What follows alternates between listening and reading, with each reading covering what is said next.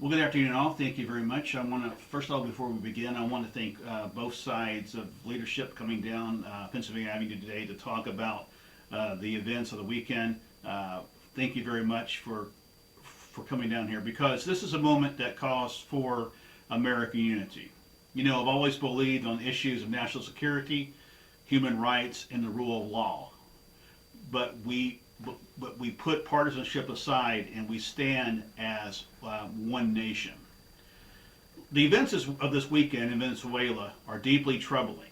You know, reports of U.S. military strikes in Caracas, the capture of President Maduro and his wife, and statements about America running the country raise profound questions about international law, sovereignty, and our longstanding commitment to diplomacy over unilateral force. This kind of action, without apparent consultation with Congress or our allies, violates core principles of the UN Charter and sets a dangerous precedent that could destabilize the entire region.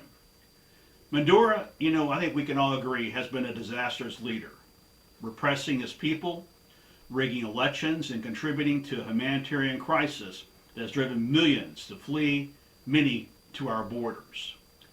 We've long supported the Venezuelan people in their aspiration for democracy through targeted sanctions, humanitarian aid, and multilateral pressure.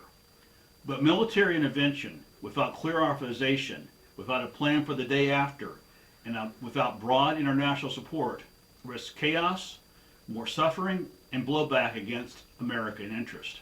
We've seen this before, and we know it rarely ends well. We must insist on transparency. What was the legal basis for this? Was Congress briefed? What is the exit strategy? And how do we ensure this doesn't embody or embolden adversaries or erode trust with our partners in Latin America and around the world, many of whom have rightly condemned this as a violation of sovereignty? You know, we need to stand ready to work in a bipartisan way, and that's why I called you guys down here today, here at the White House, on a responsible path. We need to strengthen multilateral efforts through the OAS and UN, ramp up humanitarian support for Venezuelans, protect refugees, and push for free and fair elections with international oversight. America leads best when we uphold our values, democracy, human rights, and the rule of law, not when we bypass them. You know, and this is who we are as a nation. You think about that. So let's come together, let's get some answers, and let's chart a course that makes us safer and truer to our ideals.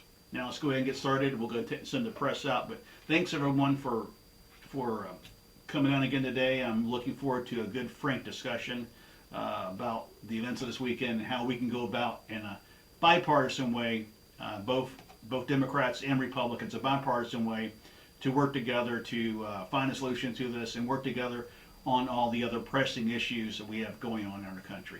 Thank you guys very much. Thank you, thank you.